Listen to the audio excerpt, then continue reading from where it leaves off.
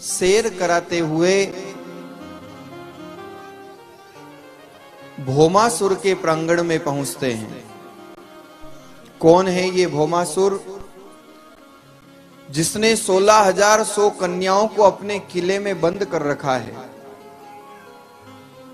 कुछ राजदूतों ने आकर के द्वारिकाधीश से प्रार्थना की, प्रभु आप ही है जो इस भौमासुर के अत्याचार से इस धरती को मुक्त कर सकते हैं, इसलिए आप कृपा करें और कृपा करके इस भौमासुर का वध कर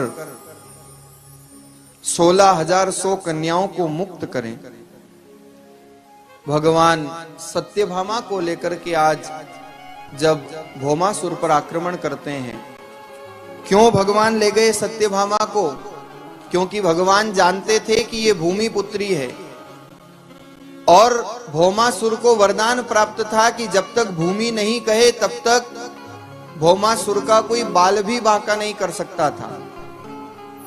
इसलिए आज भौमासुर से जब युद्ध होने लगा, एक तीर सत्यभामा को स्पर्श करते हुए निकला और सत्यभामा चिल्लाती है, प्रभु द्वारिकाधीश ये क्या कर रहे हो? इस राक्षस को समाप्त करो, इसको मार दो। भगवान ने कहा, बस मैं इसी का तो इंतजार कर रहा था कि कब तेरे मुख से निकले और कब मैं इसका वध करूं।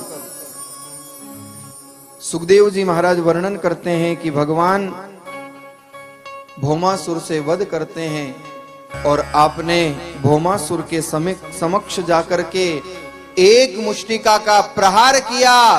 भौमासुर मारा जाता है। देवता लोग पुष्पों की बरसात करते हैं, जय जयकार करते हैं। बोलिए द्वारिकाधीश की जय हो। भौमासुर मारा गया। भौमासुर के किले में जो 16,100 कन्याएं थी, आज द्वारिकाधीश ने जाकर के उन्हें उन कन्याओं को मुक्त किया और जैसे ही वो बंधन से मुक्त हुई, सब भगवान के चरणों में आकर के नतमस्तक हो जाती है, प्रणाम करती है। सुखदेव जी महाराज वर्णन करते हैं, राजन परीक्षित जब उन कन्याओं ने भगवान के दर्शन किए तो भगवान से प्रार्थना करती है, प्रभु हमें तो इस बंधन से कोई नहीं छुड़ा सकता था, इसलिए तस्मात् त्वमेव शरणम मम दीन बंधु। जब आपने इस बंधन से मुक्त किया है तो अब हम आपकी ही दासी बनकर के रहना चाहती है। शेष जीवन अब हम आपके चरणों में ही बिताना चाहती है। भगवान के 8 विवाह तो पूर्व में हो ही चुके थे, लेकिन भौमासुर के किले में बंद इन 16,100 कन्याओं ने जब अपना सर्वस्व भगवान के चरणों में समर्पित किया तो एक साथ भगवान 16,000 कन्याओं से विवाह करते हैं। देवता लोग पुष्पों की बरसात करते हैं, जय जयकार करते हैं। बोलिए द्वारिकाधीश की जय हो। देखो अमरपुरा वालों, आपका न्याय अच्छा नहीं है। भगवान एक विवाह करे तो भी उतनी तालियां, और 8 विवाह करे तो भी उतनी तालियां, और 16,108 करे तो भी उतनी। देखो आप भगवान के विवाह में ताली बजाओगे, प्रसन्नता मनाओगे ना, तो भगवान आपके विवाह में बैंड बजवाएगा। और आप भगवान के विवाह में कंजूसी करोगे तो भगवान कहेंगे कि इसने मेरे विवाह में ताली नहीं बजाई तो मैं इसके विवाह में क्यों बजवाऊं। एक बार दोनों हाथ खड़े करके बोलिए द्वारिकाधीश की जय हो।